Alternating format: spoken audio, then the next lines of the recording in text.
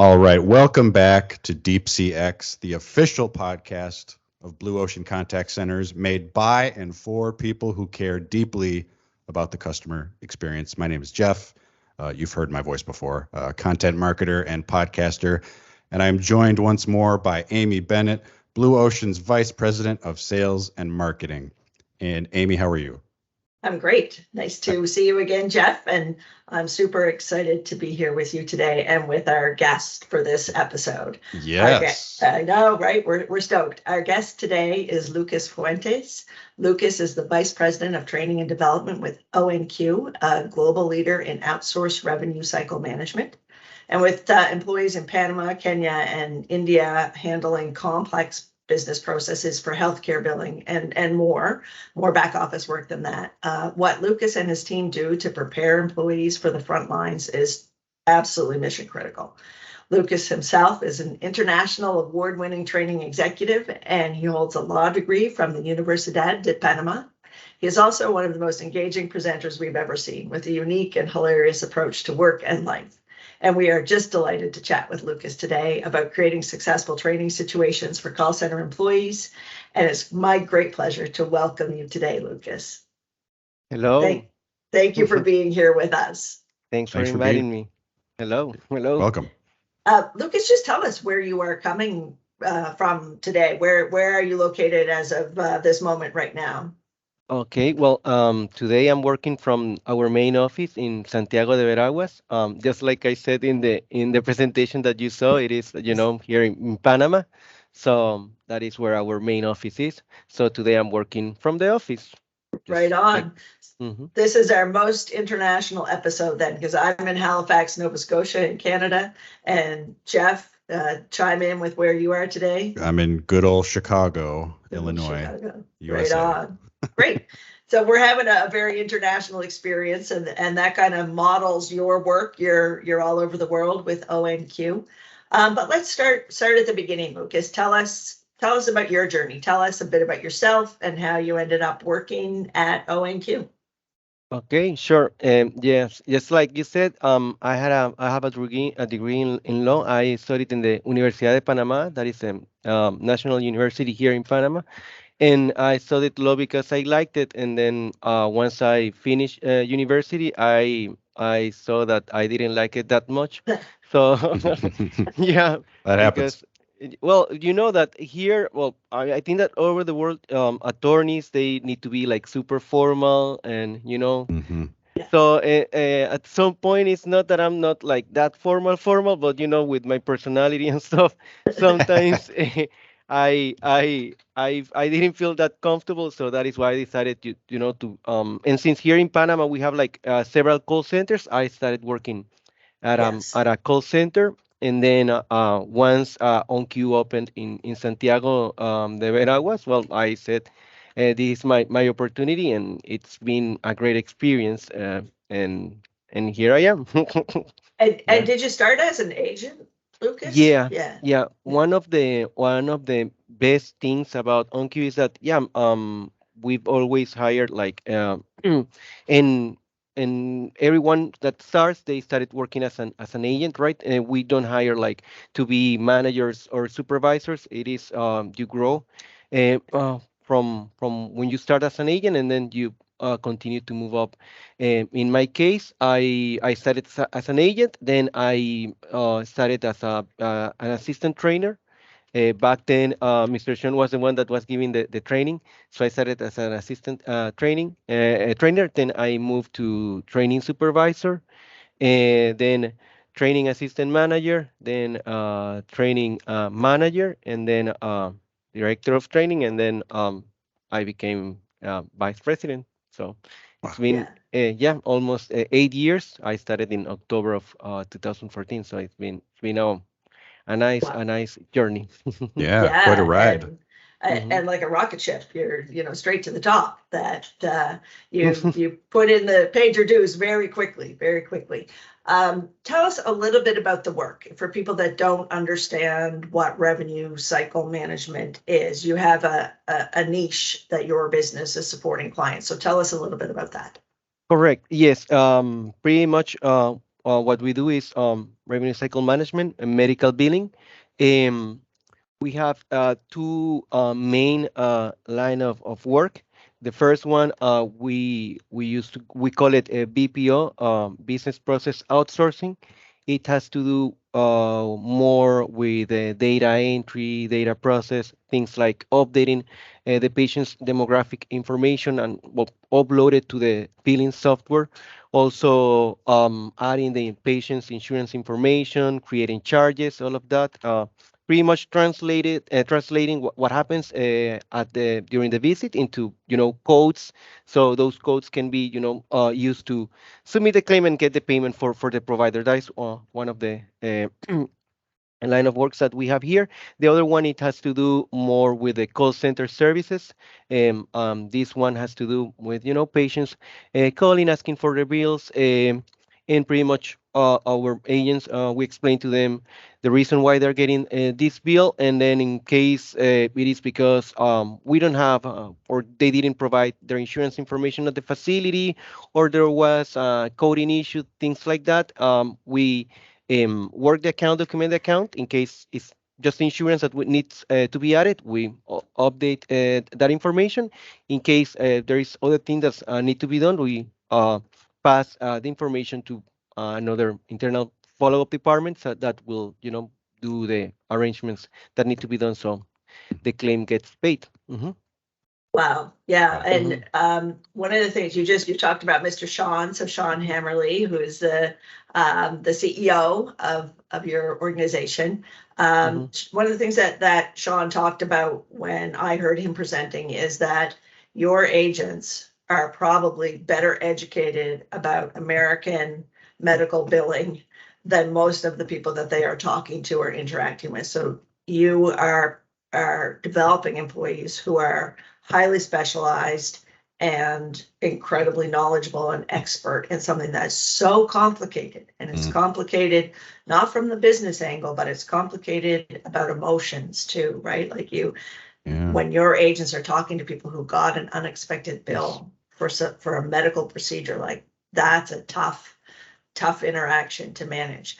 So let's dig into the nuts and bolts of what are the most important things for you as the Vice President of Training and Development. Like when you're bringing people in, how do you get them from day one to experts in medical billing? Tell us what are the secrets of training in complex customer care, Lucas? Tell us. Okay, yeah.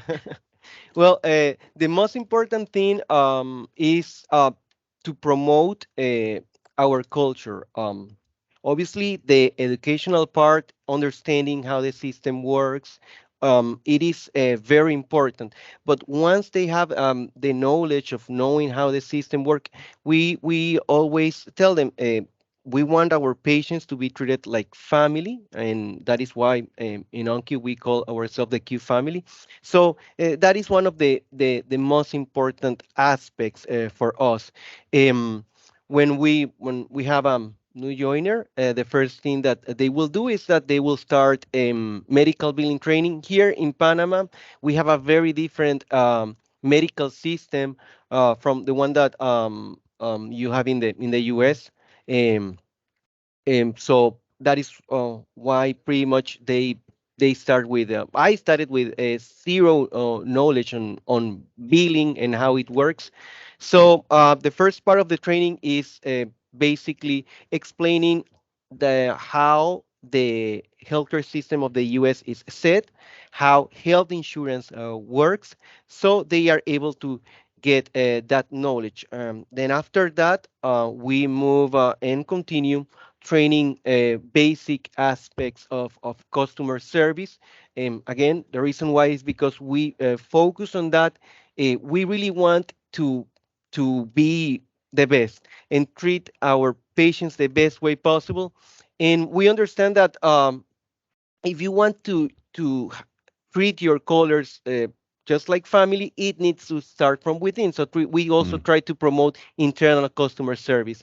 That starts in training. That is why, well, as you saw in the presentation, I always try and we always try to have this. a fun environment, so everybody feels comfortable. Everybody feels that they are able to share their ideas and their personality. Because Hmm. just like you said, behind every account that we review, every call, there is a story. These patients are patients because obviously they were not completely healthy. They are going through a certain medical situation, so you need to be empathetic, be aware of that, because at the end of the day, nobody likes to be sick, right? We all want to be healthy and not going to the doctor. I don't like to go to the doctor, so Mm-mm. if I go to a visit, and on top of that is a huge amount of money, and the circumstances that might that affect you, that are affecting you in that moment, it is important that the person that you're talking to and discussing your bill with understands not only the billing part, but also the human part of the patient, because that patient is a person. So that is Of kind Yeah. of, I, course. I don't know if did I answer the Yeah, question like. Yes. I think you really hit on something too, is that like you Mhm. talk about empathy and you talk about understanding that it's a human interaction that your agents are engaged in. And I think, the particular culture of OnQ, where I know you talk about the Mhm. OnQ family and that teamwork, the idea of promoting from within. Um, those are the things that often don't translate as you scale. But you've taken what you built in Panama, and now you have a team in Kenya, you have a team in India, and you're all over the world. So your service offering, what clients choose, is getting people who are going to create that human experience. Also accuracy, right? And I'm sure there's Yeah. times where people have to say no, it's tough work. Tell me how you, as the VP of Training and Development, how did you take what you were doing in Panama and then expand that to other countries with different cultures? Where I assume in Panama, like you're there every day, or at least you were Mhm. before COVID. But people know you, right? They know Yeah. Lucas, they know Mr. Sean. How did you take that and make it work in two other countries with different cultures? Yeah, well, when we started in Kenya, we went there to open the office. So yeah, we were, that part that they are meeting us in person. That okay, we are here. We are on Q. Nobody knew what on Q was in Kenya, Right. right? Hmm. So we are here. We explain what we want to do, right? We started the first class that we started. It was 24 agents in Kenya. That was back in November last year. So, well, it was in October. They completed the training in November. So, um, pretty much when we were there, it was that part. Okay, we're here. We want to start contact center, the first contact center in Kenya, medical contact center in Kenya. Yeah. We're located not in Nairobi, but in Nyeri. Um, and Nairobi, is the capital, the biggest city, right? So Nyeri is similar, is pretty similar to what happened here in Panama. Right. In Panama, the Yeah. main city is Panama City. Santiago is a smaller city. So something similar with it in Kenya, because I need to mention that we have our core values, right? We have four main core values, and we really want those core values to be that, those principles that guide the way we behave and grow as a company. Those core values, they have to do with commitment to quality, um, value creation, can-do attitude, and also elevate others. So the can-do Yeah. attitude is there, right? Okay, nobody has opened another contact center in Kenya. We are going to be Yeah. the first ones, right? It's the That is And some definition of can-do can do. attitude, right? Yeah, yeah, that is a exactly, can-do Jeff. attitude. And then when we got there, you know, um, value creation not only for us but for the community, and also elevating that community, because it's a situation that happens that in places even here in Panama, but in Kenya, is that you study in your hometown, right? And when you want to get a job, you have to move to the city. In fact, that was when the first call center that I worked. It was the same. I needed to move to the city, to the capital, to Panama City, to started working there. So it's similar. The situation was very similar there in Kenya. We went there. We started, sharing our culture, explaining what are our core values, telling them how we reflect those core values, how we go by those core values, and it's a process. It's a Right. process, but I think that we're doing well. You Yeah. also mentioned that it's kind of hard now because obviously they are there, we are here. Yeah. Uh, but with the pandemic, uh, platforms like Zoom, video calls, all of Mhm. that has developed and improved a lot. So we are utilizing all of those tools that we have available now, and it is pretty much like interacting them or with them face to face. It's like well, what we're doing here, right? Yeah. Even though, Yeah. and you mentioned it That's right. earlier, Yeah. even though this is the first time that we're actually interacting like this, it feels like we know each other from long time ago, right? Mm-hmm. Exactly, Mm-hmm. exactly. Yeah. Now, correct me if I'm wrong, was Mhm. was your original trip to Kenya the first time that you had flown outside of Panama? Well, I was born in Colombia. Okay, I was born in Colombia, and then obviously my family. The thing is that my family, my father is from Panama. He went to Colombia to his study, and then there he met my mother. Then they decided to be here in Panama. So right, I right. I I I came You're to Panama when I was like 3 or 4 years old. Then okay. after that, I never traveled until this time. Yeah, that I Yeah. went, yeah, with to open the office in Kenya. And I even like joke with my mom, like I didn't travel all of this time I've been here, and now like this, because that is a very long flight. So That's a long one. That is a yeah, doozy. Yeah. yeah, Your first time on an airplane, Panama to Kenya. yeah, Wow. Yeah. yeah, It's super super heavy. pretty That crazy. is heavy.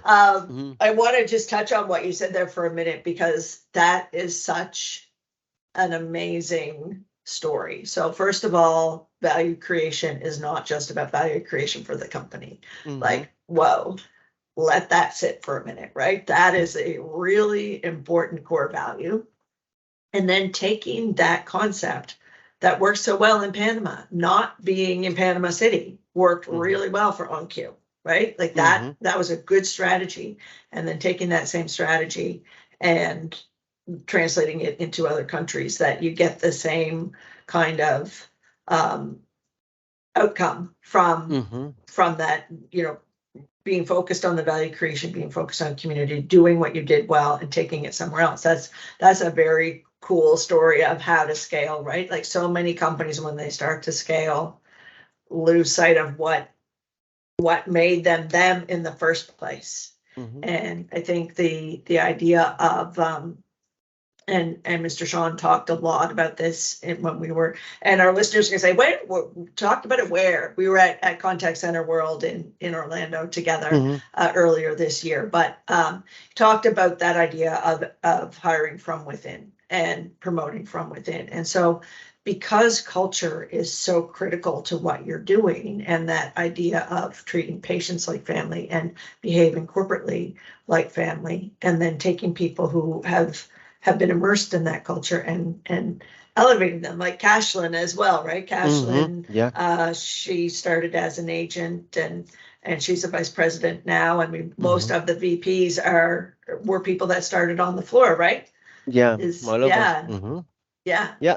But It's it also has to do with that other core value of the commitment to quality, right? Because I yeah, mean, all of that part elevating others, and once you reach to a certain point, the only way that you're going to be able to maintain and improve it is if you are committed to provide quality service. right, So I right. think that is one of the most important things, because once, for example, well, all of us that have been promoted, right? Once you Mhm. get promoted to a new position, you want to do the new job, the new tasks, the best you can, right? So we try to also pass that over to the agents. Yeah, I just explained to you about starting the office in Kenya. Now that you mentioned it, we have another office in India. In Right. India, we're hiring experienced agents.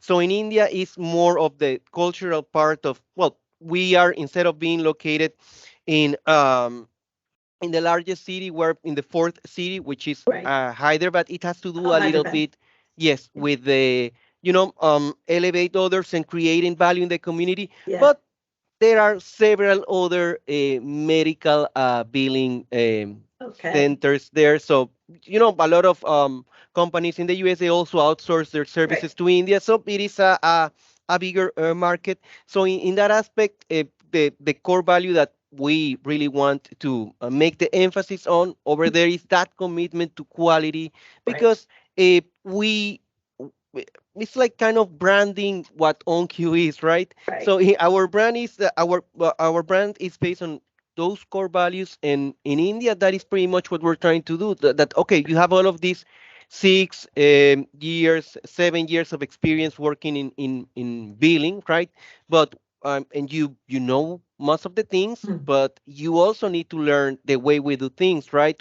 And one of Right. the most important things, that commitment to quality, because if you are treating, if we're telling you we want to treat our patients like family, right? How do you treat your family? If it is a Mhm. normal family, you are going to give love and you want them to be the best they can, right? So that is why it is with India. It's been a little bit challenging more to have them accepting and assimilating Right. that part of the culture. But everything is possible. We have the can-do Yeah. attitude, and we're doing well. It's a matter of people, human interactions. Usually we mirror the other person, right? So if you see that the other person is treating you well, and wants you to improve, you are going to do all that is in your hands to improve, and it happens. It's crazy, but things in life is just about that, trying, and at some point you will be able to achieve what you want. Mm-hmm. Hmm. That's so interesting because that kind of mirrors our experience at Blue Ocean, Lucas. Hmm. We're a relatively small player in the global industry, but the city where we're located, I mean, we're not on the scale of Hyderabad, but Hmm. there's a lot of call centers here because it's a very highly educated labor market. So big multinationals have centers Hmm. here. All of the banks, the top 5 banks in Canada have call centers here. Major insurance companies have call centers here. So it's the same kind of thing. We are typically hiring people in many cases that have contact center experience. And then it's like, okay, but this is the Blue Ocean experience. Hmm. And why would people seek out the Blue Ocean experience, right? So that branding, what is it that makes us different? What is our culture like? How do we put our arms around people and bring them into our culture? Those are things that are part of your competitive advantage, right? But also, one of the things that we found, and I'm going to get to this in just a second, one of the things that we found was because we were a locally owned company, very similar to your headquarters, probably. Like we Hmm. were known, people knew us, we went to work in the same place, we had beautiful offices, and then it's pandemic and it's remote work. And so what we thought of as culture, right? Like the space we shared together, the activities we did together, all of a sudden you're in this different world where it's not face to face and you're not, sort of sharing a potluck or a pizza lunch together. And how do you create culture? And you talked about it that we have these tools like we're using right here, right now. Hmm. Um, but you have to be good at that. You have to be intentional about that. And I will say again, like you are one of the most amazing virtual presenters. The energy that you bring, the way you engage people through virtual settings is remarkable. I remember at one point in contact center world, like one of the other conference attendees looked over at my side of the room and everyone just had their head down and they're laughing their heads off. And that's we're just killing Oh wow. ourselves because you're like so funny, so engaging, and you bring it to life. And that is hard. That is really, you got to have a ton of energy and you have to find a way to transcend the screen. Hmm. I think training is probably the most important uh, venue or scenario where you have to transcend the screen. Talk to me about what are your top 3 tips as a presenter? What is it? What is the Lucas Fuentes magic for being able to come through that screen and really meet your people where they are? Well, I kind of mentioned it in the presentation, right? I was joking about the cat technique. It's like yes. When you have cats, if you have a cat, if you own a cat, you know that pretty much they want you to focus on them, right? So in whenever you are training a group or even like talking to a group of people, the most important thing is to get their attention, right? We all have different personalities, so use your personality, get their attention, um, and sometimes when I give like this type of advice, they tell me, well, for you it's easy because you're loud. If you notice, I speak very loud. Feel that But energy. but we all have like different things that we can use to get their attention. So it's getting the the attention of the group that you're talking to, and also you want to make sure that they are comfortable, right? If they feel comfortable with you, then they are going to be able to assimilate whatever content you are or whatever your lesson you are teaching. They will be in a mindset that will allow them to assimilate what you're trying to teach them, and also because they are focused on you, they are concentrating on you, right? You know that when you are practicing active listening, or you want to give tips on how to become an active listener, the most important thing is that part of concentrate. So we help the trainees to concentrate by having them paying attention to us. So I think that those are the tips that I will give. I don't know if those are 3 or not. No, it's true. Think of your audience as cats, and you got to pay attention to them in order to get their attention, right? Yeah. That's really some of the good tips. And I think, being your authentic self, I think that's one of the things. I don't know if you found this, but in our world, we started doing virtual training probably 3 years before the pandemic hit. And what we learned very quickly was that there are people who are excellent trainers in a classroom setting, in brick and mortar, that were not excellent trainers in a remote setting, and probably vice versa. But for us, it was like, oh, okay, your skill set doesn't translate to this virtual setting. So really understanding. And did you find that for you? Like, was there on your team, were there people that struggled more so with remote, or even yourself? Yeah, well, I started training back in 2015. It was in-person training. Uh, but with us, what happened is that we in training we already had like videos and these type of sessions. Right. We also we already had we were using a platform, a training platform in which trainees they needed to log in and complete certain assessments on that platform. So we were already kind of using some tools that now are essential in virtual training. But like you said, sometimes I think that now that I look back, I think that doing virtual training it's easier at some point to get the trainees' attention, uh, as long as you make the training interactive, right? Uh, because when it was in person, there are other aspects that you cannot control. For example, um, I don't know, the AC is not working fine. Maybe they are too cold or they are too I hot. literally was just going to say that. It is incredible how the temperature of the room impacts people's ability to learn, isn't it? Yeah. Oh, that's funny. Yeah, and you don't have control of that, right? So if you, for example, if I go to change the temperature, I am going to lose the group attention because they are going to, he's working with AC. So it's different. But what I found is that with virtual training, as long as you make it very, very interactive, you are going to be able to get their attention, because they already set everything for each individual to be Right, comfortable, right? right, right, So that right. is what I would say. But yeah, in the group, Luis Tapia, we call him Luchito. He's now the manager of training.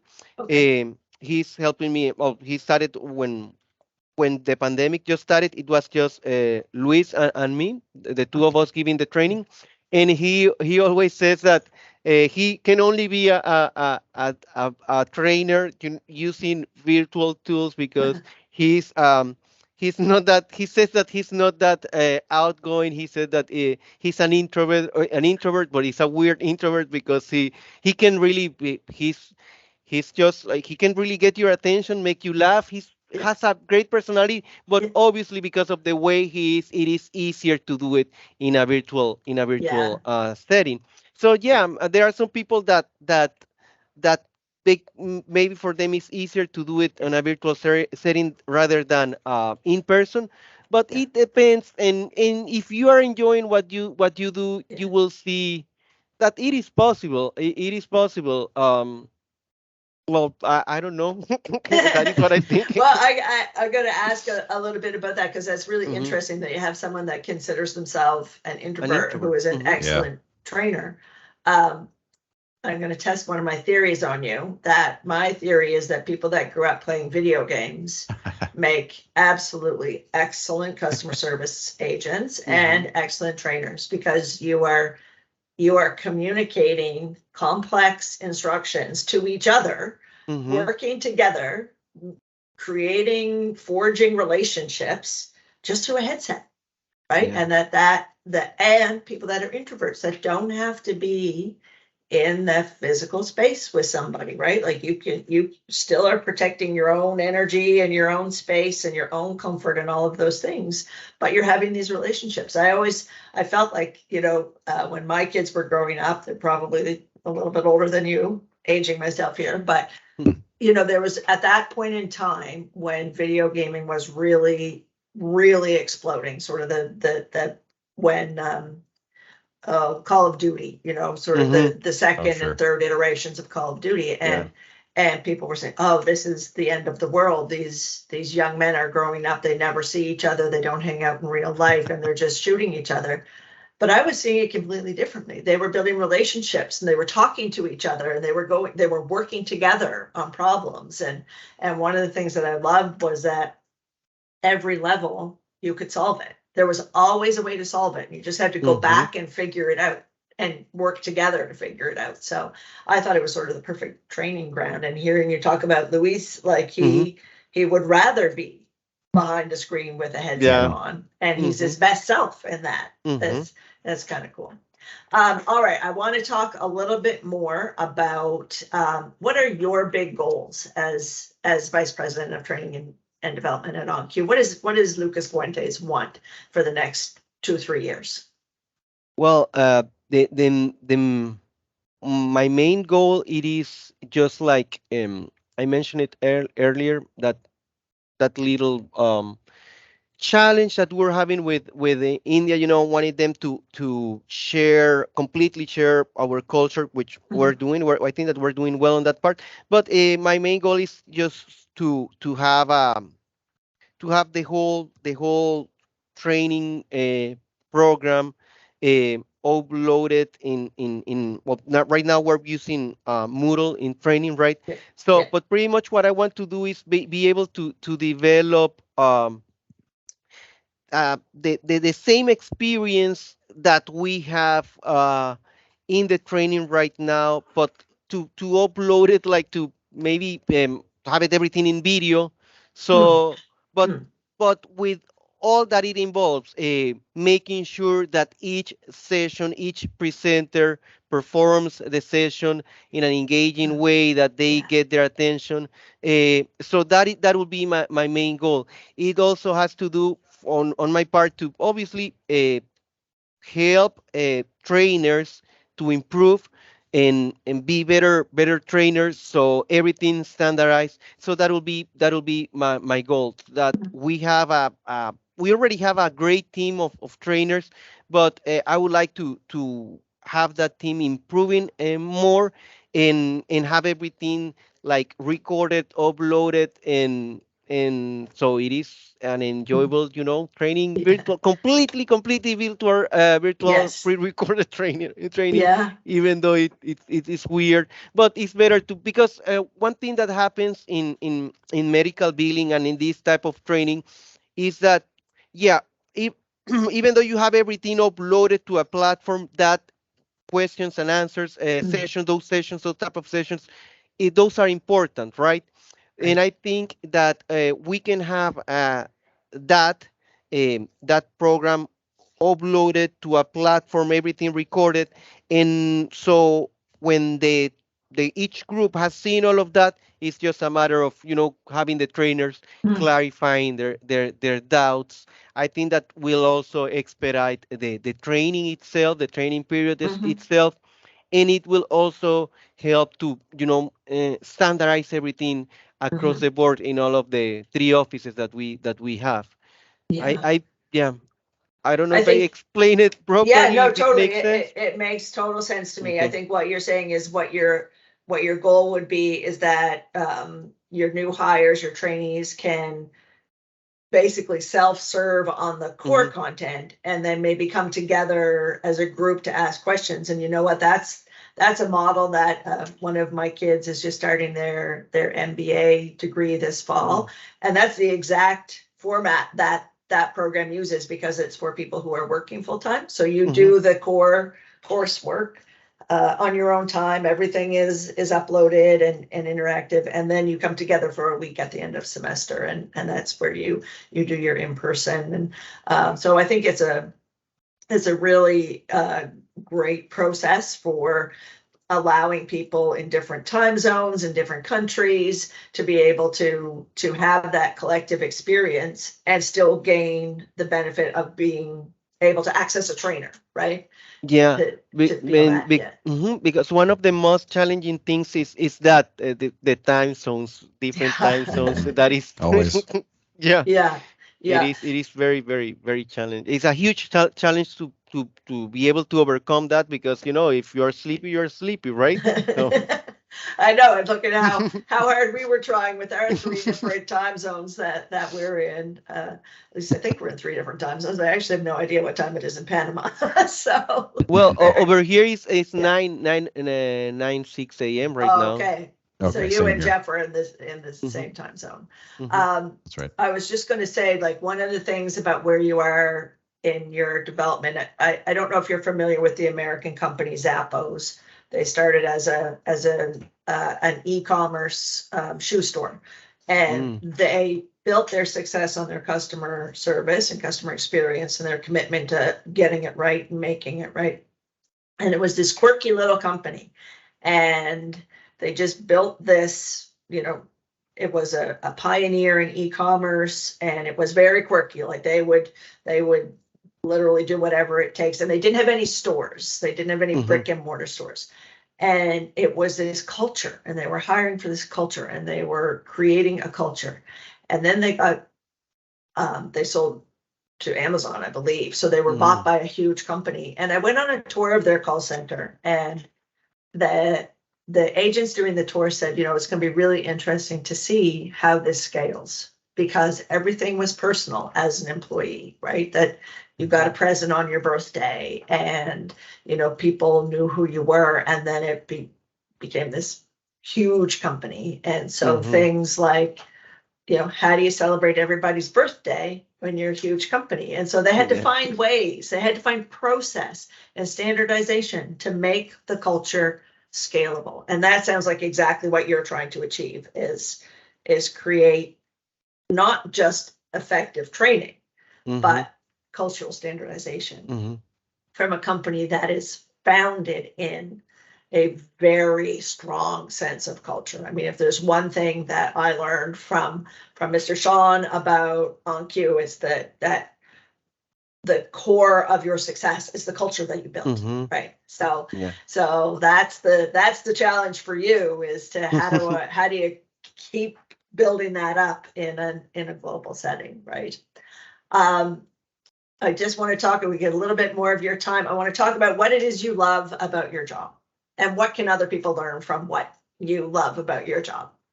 What I really like is that I am able to interact with different people. I like to be able to do that because different people they have different personalities and different approach different approach to life. So that is something that I find very very interesting because when I was a kid I like psychology things like that, and I still think that it is a very a very important part of life that you understand that each a person is like they say each person is a different world. So uh, my favorite thing about my job it is just to be able to interact with different people and kind of try to understand them is something that I enjoy a lot. Yeah. And I think one of the things that people that work with you would say is like you show up with your whole self. You are your authentic self. There's not, Lucas outside of work and then Lucas in the office. You show up and meet people and are genuine and genuinely interested, which is, I'm sure, a big part of your success, as well as, the commitment to quality, but Hmm. also the brains. Obviously, it's not the easiest thing in the world to go and get a law degree. I'm No, sure. sure. Yeah. Mhm. And I must say, I'm detecting that over the Teams call. I get that you're your authentic self at all times, Lucas. Yeah. Yeah. Yeah. And that's one of the things too about, the culture, and I think Cashlyn probably talked about this, and I forget Cashlyn's exact title. She's VP of Human Resources or People Services. Tell you the her title. I have it here, even though shame on Yeah. me because I don't remember her title. Me neither. And she made a huge impression on me, but I think it's, Yeah, what is it? I'm gonna. Don't worry, I have it here. Her title here, her official title is. I'm gonna get it here. I'm sorry. Please bear with me. Okay. Yes, we're bearing with you. Take your time. Okay, it is. Thank you. It is Vice President of Finance and Administration. And administration, right on. Yes. And Hmm. so she talked about like helping people understand what their employment journey was going to be like, right? And how to take care of themselves from a financial perspective, and understanding what each person needs out of their job with OnQ, right? Like Hmm. everybody comes and has a different why are we going to work in the first place? And obviously people need to eat and pay their bills, but I'll tell you a story about me. When I started at Blue Ocean, I had been a freelance writer for several years. I had been relatively recently widowed and my kids were growing up, so I was working at home by myself. But like a lot of the time, the only person I spoke to outside of my home was the cashier at the grocery store, because I was Wow. freelancing in a remote environment. And then I got this opportunity to go just do a project at Blue Ocean. And I had to go in and work on site in the office. And I was like, oh my God, there's people. This is so amazing. I get to interact with human beings. And I just was like, this is what I need in my life. I need to be here, be connected with people, have this sense of purpose, have a mission that's bigger than myself. So people want different things Hmm. from their job. And I think that's what I'm like, I hear it so consistently from people at OnQ is like, helping people be their best self, seeing the potential in people, giving people opportunity.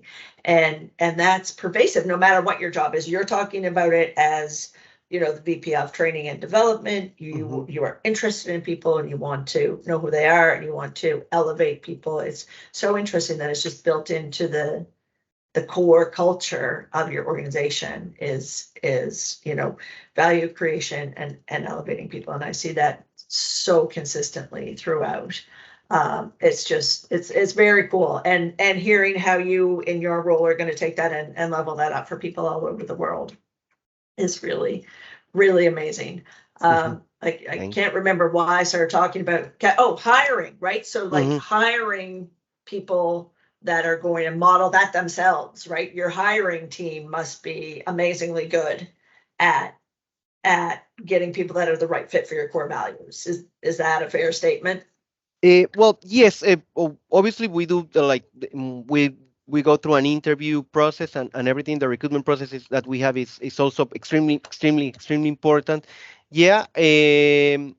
But I think that going back to that part of that, uh, people will mirror the way you treat them, and going through Right, this. It's not like that you are educating them on the personality that they are going to have, but you right, can educate them in your core values, in your right. principles, and in that interaction you will see, like from the first interaction that you have with them, if they are going to be able to, if they match or they don't match with your Mm-hmm, values. mm-hmm. So I think that what we've been doing is that just interact with the new people that we're hiring, interact Mm-hmm. with them, show them what we are, and they will eventually mirror that. And if Yeah, they feel comfortable, they will stay with us. yeah, Sadly, if they don't feel comfortable, they will see that they will have to, probably go. But yeah. a good thing that, for example, in Kenya is that it's very young people. Mm-hmm. Also, like here in Panama, it was and it's still very young, very young workforce. So I Mm-hmm. think that dealing with young people, it also helps on that part, on getting people that are willing to emulate your values, and the way your company culture, basically. Yeah, So.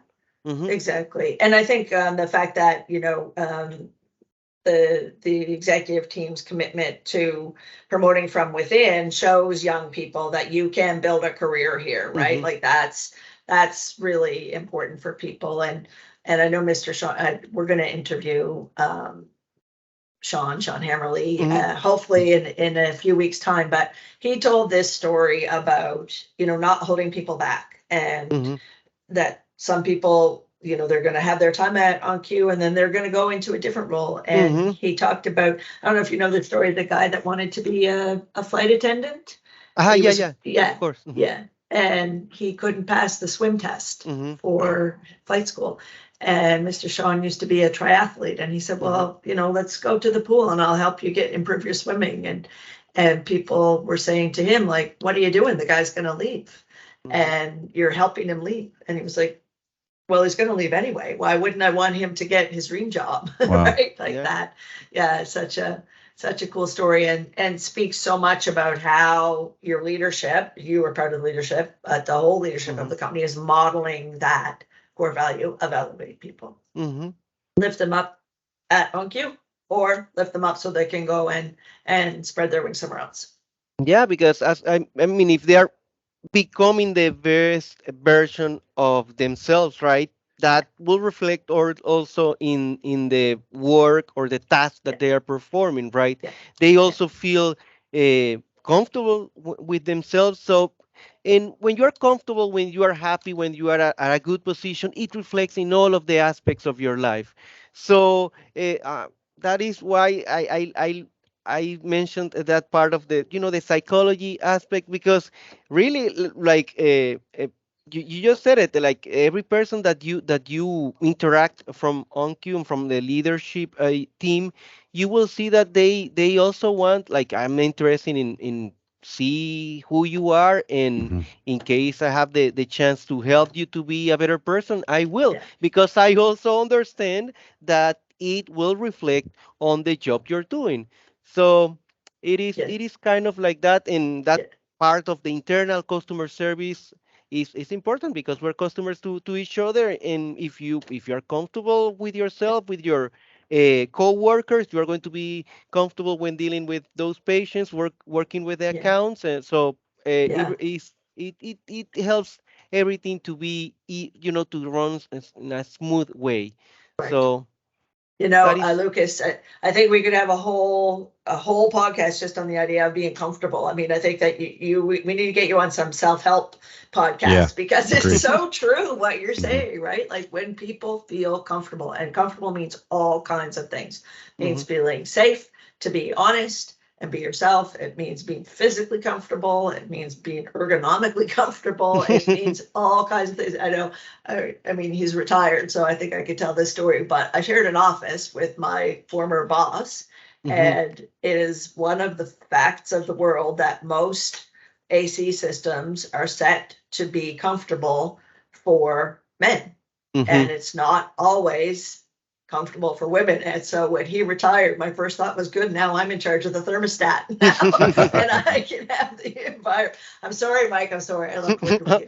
But like being comfortable is really important, and psychologically comfortable, physically comfortable, emotionally comfortable, all of those things. And if you're not those things, you can't be your best person at work, and you can't then deliver the best patient experience. And I think we haven't really talked a ton about it in the time that we've had, but like it is really challenging work that your agents are doing, and the complexities of just the billing systems, but then the complexities of dealing with people. And I think that's I think that's why you keep coming back to this idea of being comfortable, because if you're not comfortable in filling that role, not comfortable for whatever reason, that is not going to be a good patient experience, right? And that's, Jeff and I were just talking before you came on about there's a medical center in the US called Cleveland Clinic,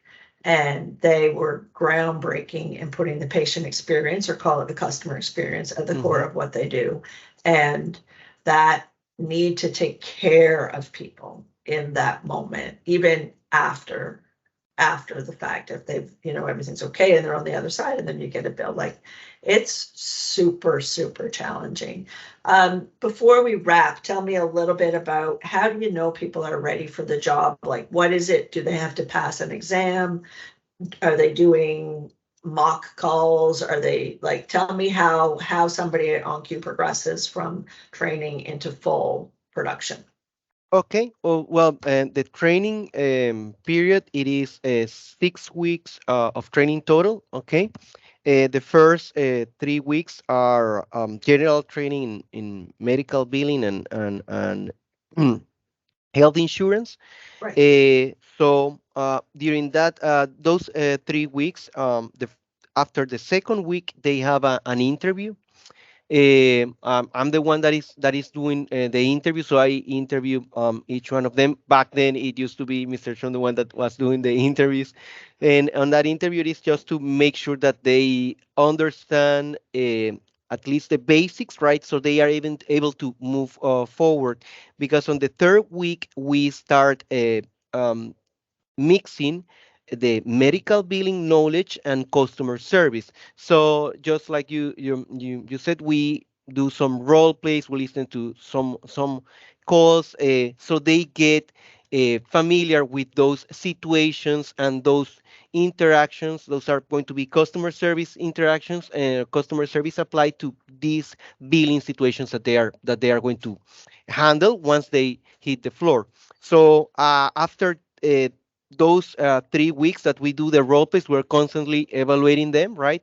And then after that third week, they is when they get assigned to their client, and they start doing the client specific training. Throughout all of this process, they are constantly being evaluated. In fact, once they start the client specific training, they will be sending daily reports on how the training is going, in which they get to give us their feedback, let us know how they feel, and if there is anything that we can improve with the training itself, or any help that they would need from us. We also receive, the training team receives a report from the agents or the trainers with that client. So that is how we do it. And then after those 6 weeks, they are ready to to do the job. Right on, right on. Mhm. Great. I'm going to let you go here just shortly, because I know we're going to take an hour of your time. I want to know, how was the pandemic for you? What was it like? You were going into the office every day, training in person, using some virtual tools. What was it like in Santiago? Okay, well, here in the pandemic, well, everything was closed. Like everything was closed. Even the government they passed a law that you can only be outside like for 2 hours each day, and it was not that it was at the beginning. It was each day. Then they switched it from it was like 3 days per week that only women go out, and then 3 days a week that only men go out, and only for those 2 hours. It was like that. It was very, very, very tough. But during the pandemic, I continued to work from the office because there were certain jobs that you Right. were allowed Right. to go and work.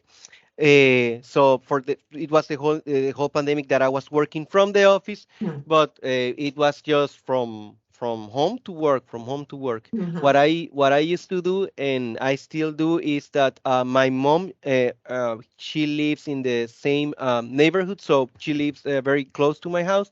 So instead of going and coming back from home and go to my home, I used to go and be there like 1 or 2 hours, talk to her, Yeah. and that is what helped me to Oh, go yeah. through that pandemic. Yeah. Because Yeah. my mom, she's also very social. She likes to talk a lot. And for her it was even harder because she was not going out she to any places. She stayed at home the whole time. So I started, I'm gonna go, and it helped her. It Yeah. also helped me, and that is how I was able to go through the whole pandemic. Because Yeah. is that human interaction is Yeah. important. Yeah. And I think that what the pandemic made us realize is how important it is even to give a hug to someone, right? Even now Hmm. that people are still afraid of COVID and things like that, but that human touch, that feel that you are close to someone else, is something that we learned to value through the pandemic. Mhm. Yeah. That's so true. I have one last question for you. Do you have a cat? No, no, Oh, but the one who really likes and loves cats, and the one that I learned from, is my sister.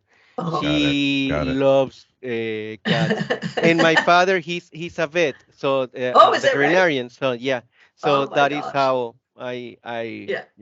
I know about cats and stuff. You Yeah. learned your human psychology from your sister's cat. Yeah. Yeah. That's the origin of Uh-huh. the cat approach. Your sister's It's cat. true. I love it. It's true. I We're love it. going to package this and sell it. Now we know. The herding cats, the approach to training, successful Yes. training in the global contact center world by Lucas Fuentes. Yeah, Love it. it's awesome.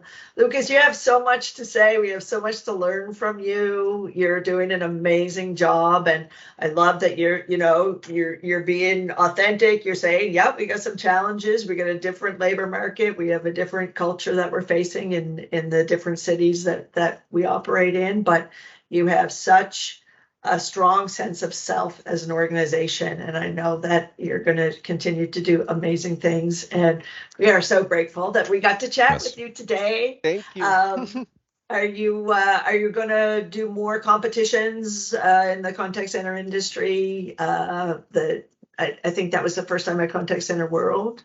Yeah, Yeah, yeah. well, this year it was the second time, but I Oh, think that, second time. yeah, Yeah, yeah, and I think that it is the world. So because it was in the Americas, right. right? So Yeah, now it is. yeah.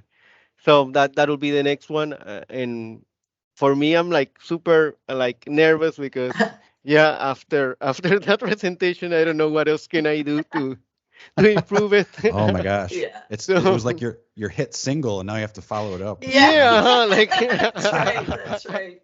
So much pressure. Lucas, I know you're going to be amazing. I wish you all the best. I wish I could be there to Yes. see it, but I'll try and watch the recording afterwards. It's a delight to talk to you, and we just appreciate listening to you and hearing your journey And there's lots to think about and take away, and you're very generous with your time. So thank you for being with us today. Thank you. Yes. Thanks for inviting me. It's been a very nice time. I thought that this was going to be not that natural and thing, but it's super cool. So thank you. You're great Excellent. host.